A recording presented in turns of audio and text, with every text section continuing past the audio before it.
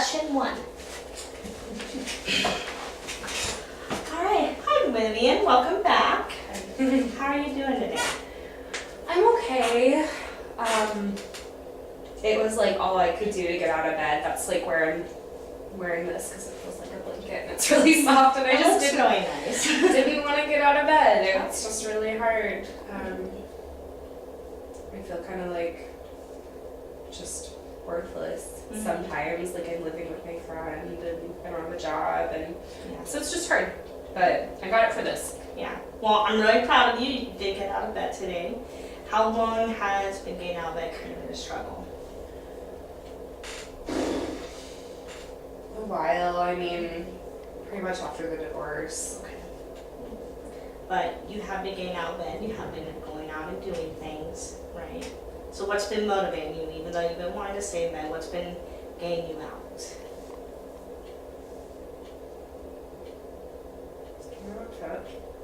Yeah.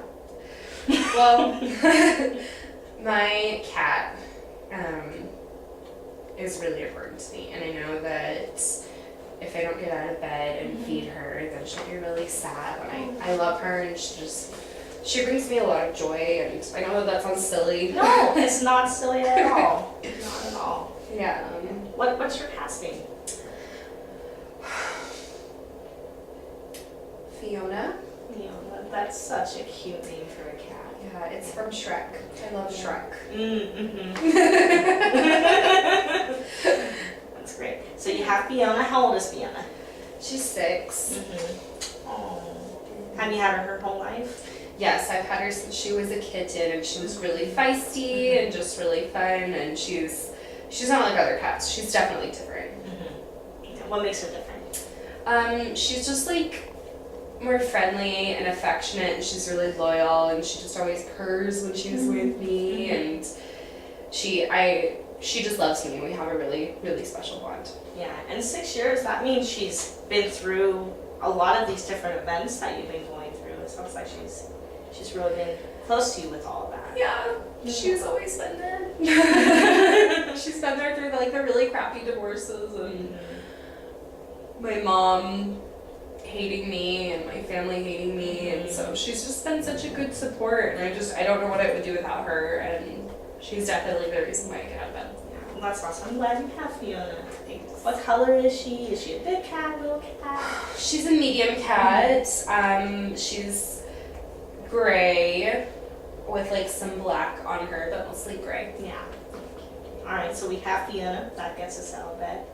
So after Fiona is fed and watered and litter boxes cleaned up, cats are pretty low maintenance, so you could get right back into bed and love on her. What else keeps you out of bed? I don't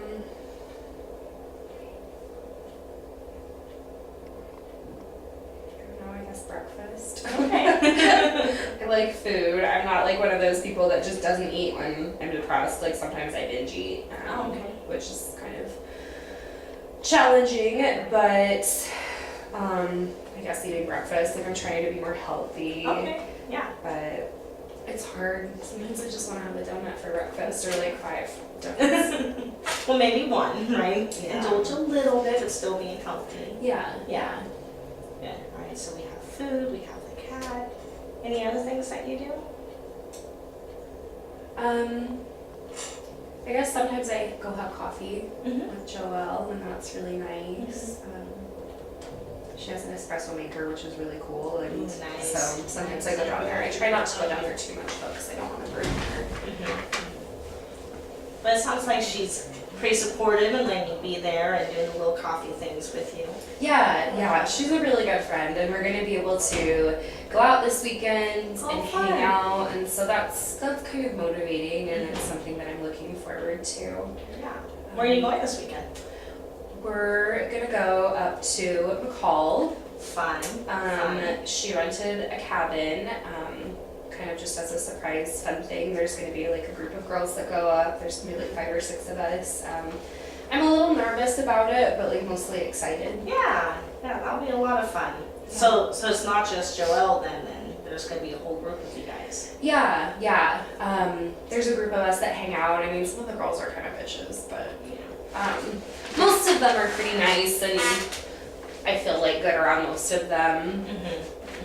Good. So we're gonna be able to get out of town, kind of clear our heads a little bit. We'll just kind of forget about things, hang out with girlfriends. Yeah, it'll be really good to kind of take my mind off the fact that, you know, I'm a bum and I don't have a job and failed marriages and everything, so it's good. Yeah. So working towards things, because I'm hearing a little bit of like that negative self-talk and calling yourself a bum and everything. Yeah, like I just don't feel good about myself. Like I don't know, like I know that I'm getting counseling and I know that I'm trying to work on it. And that's good. I mean, I know that a lot of people like just don't come to counseling, but I really want to feel hope, but I am just still struggling with just feeling really negative. And there's this voice in my head that just keeps telling me that, you know, I'm worthless and I don't deserve love, and that my family hates me. And that. Do you think those voices are true? Sometimes. And other times not? Yeah, other times I know that that's not true and that I'm loved, but I mean my family definitely doesn't care about me. Like we haven't gotten along for a really long time, and so that I know that that's true.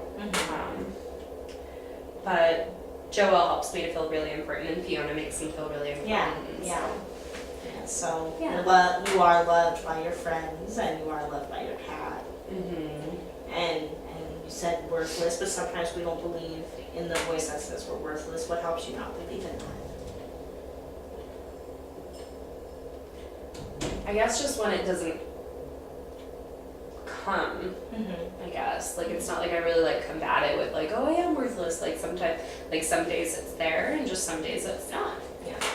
So what could we do? What's a new voice that we could put in our heads to combat those negative voices when they come up? Would that really work? It could. Yeah. I mean, we haven't tried it, so right. I guess so. I don't know. Do you have any suggestions? What positive things do you feel about yourself? Like, what are things that you're good at? What are characteristics of yourself that you take a lot of pride in?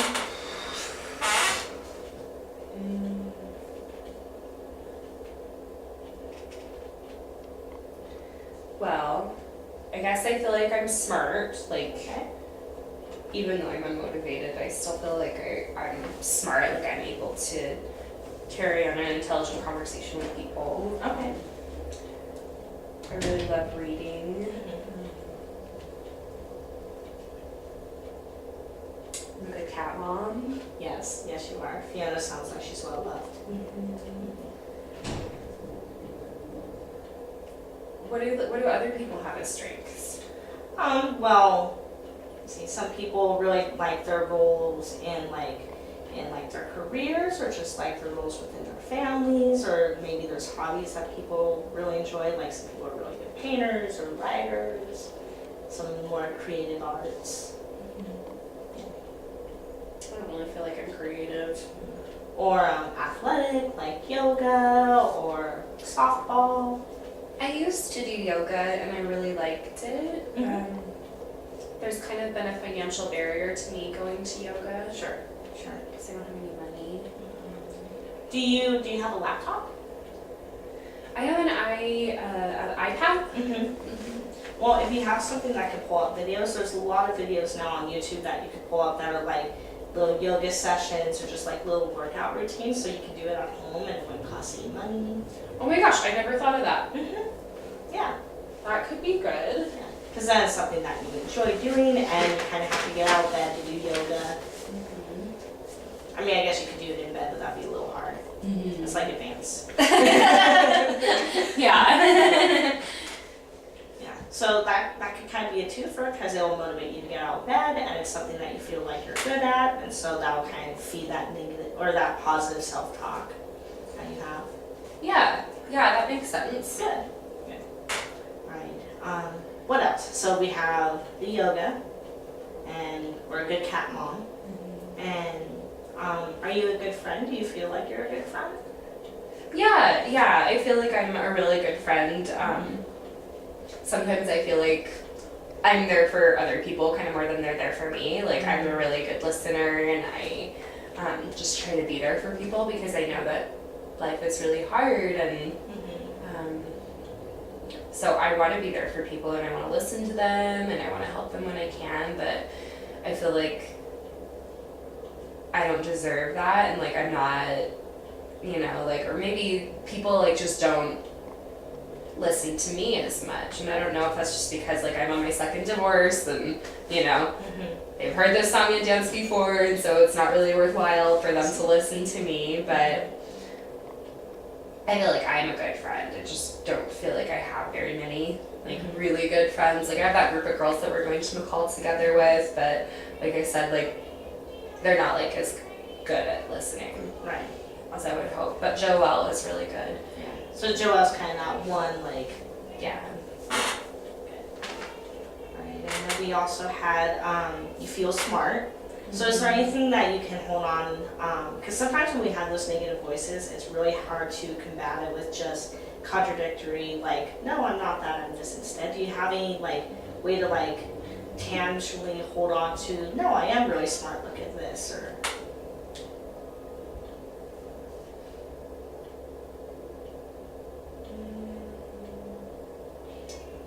What do you mean by that? So some people like who have really high degrees sometimes struggle that they think that they're not intelligent, and so they go and they hold on to their degree and they remind themselves like, I am really smart, look at what I accomplished, or like an A-graded paper, or just whatever smart means to them, because smart's not always academic. It could be like, you know, they're really good at cooking and they feel like that makes them smart. Well, I do have my bookshelf with like all the books that I've read. Yeah. So that helps me feel like accomplished. I guess I could start reading more. Maybe that might help me feel. Or have like your bookcase in accomplished. your room so you can like look at your bookcase. It's gonna sort of remind you like, you know, I'm really smart, I can read all these books and comprehend them. Yeah. What else? So I guess like something that's still really been bothering me is that I still really miss my grandma. It's just, I know it's been like 3 years and I should feel okay, but there's always kind of like this sorrow, and I think that that contributes to my depression, because I just miss this woman that understand me so much, and she was just so much fun. Like we would make cookies together, and like our family is from Norway, and so she went to Norway with my grandpa, and they did all this really cool stuff, and so she would teach me how to make like Norwegian desserts at Christmas, and like that was the only good like memories of Christmas that I have, because my family sucks. Yeah. And so it's just, it's really hard. Like I really miss her. Like Christmases have been hard, and Christmas is coming up, and Christmas isn't like necessarily like a trigger for me, but it's just, it's shitty. Yeah, I hate it. it's a reminder. Yeah. Is there anything that you do during the holidays to just kind of honor your grandma, to remember her, like making those Norwegian desserts? Yeah, I still make the ones that I can. There's a special type of like waffle iron that you have to have to make these certain cookies, and I didn't get that when she died. One of my stupid sisters did, and it's so frustrating because they're kind of expensive, and so I can't really buy one. I see. But I try to like, I try to make the other cookies because they're good and it makes me happy. Would it be something that your sister could lend to you just for the Christmas seasons, or not really? I don't know, she's a bitch. She probably wouldn't. Gotcha. And she's like the most religious in my family, so. Okay, so there's really not a whole lot of connection there between you and her. No, she definitely like sides with my mom, and they don't like me. Gotcha. Okay. So maybe a long-term goal out there is to save up money for that special waffle iron. Yeah. Or ask for it for Christmas. Yeah. Yeah. That would be good. Yeah. And we'll definitely have to touch on that and work on, just that grief process with grandma and everything. Mm-hmm. And also, just because, it happened 3 years ago, that doesn't mean that it can't still impact you today, because grief is just kind of a journey. There's no set time where it's like, okay, it's been this amount of time, I should just be done with it by now. Because it sounds like grandma was really important to you. Mm-hmm. And it sounds like you have kind of a really small group of super close friends, like Joelle, and if grandma's one of those couple, when they leave a really big piece, Yeah. Yeah. So it's okay that you miss your grandma. Yeah. And I think it's good that you're still doing things that honor her during the seasons. Yeah. Yeah. I think that's what she would have wanted, and Yeah. so I try to, honor her that way. Yeah, that's good.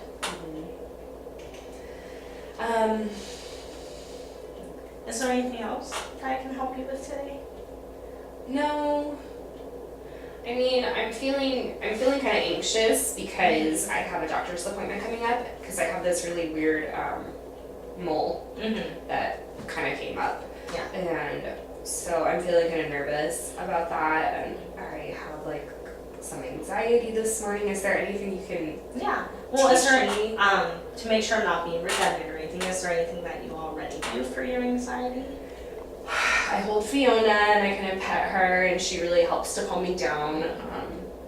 Probably won't take her to the doctor's office. No, I'm not. No, I'm not that crazy. I'm not going to take my cat to the doctor's office. That doesn't. No. That's not a thing. No.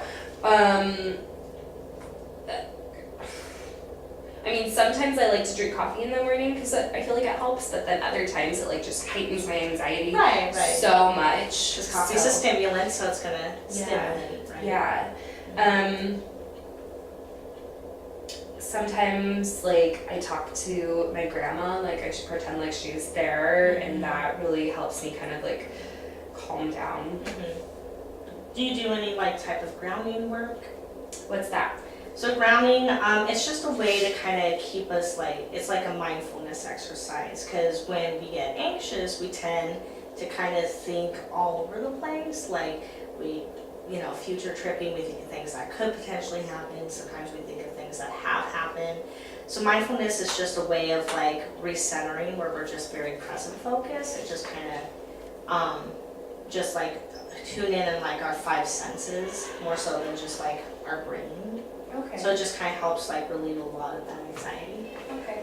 Yeah. So have you learned any type of grounding exercises in the past? I mean, the only thing I can think of is tree pose and yoga. That's Right. a really grounding pose. Not really. I get stuck in my head a lot. Okay. Well, we have enough time. I can walk you through one if you want.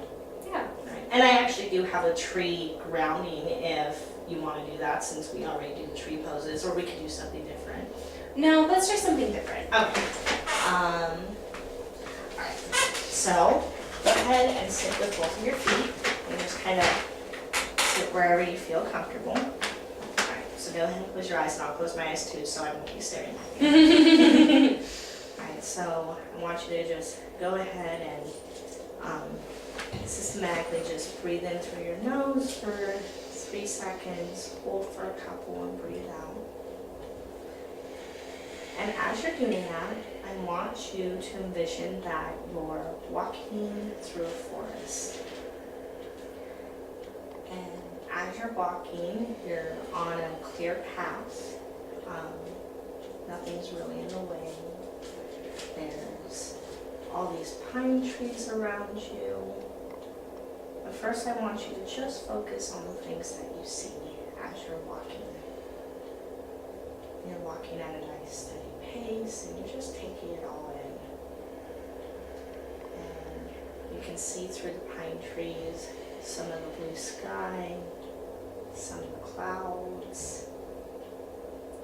It's just that perfect time of day where it's not too hot, it's not too cold.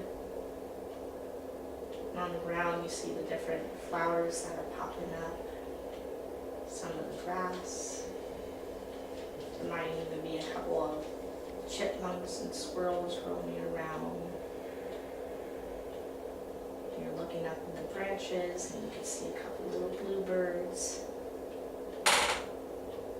And as you're looking, I want you to tune into your hearing and just notice all the things that you're hearing there. Hearing the birds, hearing the rustles. There might even be a little breeze there if you like that you can hear. And then as you're taking in all those soft little noises from the forest, tune into your sense of smell. Do you smell the pine trees? Do you smell the flowers? Maybe all you smell really is just the crispness of the air.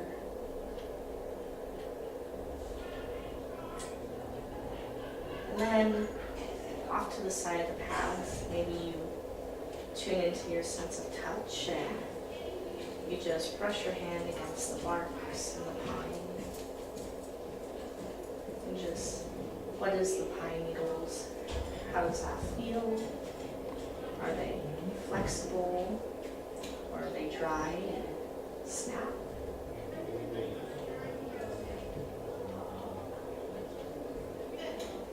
And just keep on walking through the forest. And as you're mindful of the forest and all the senses around you, just notice your body from head to toe and just how calm and safe you feel walking through the forest.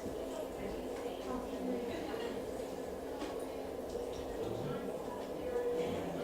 can open your eyes.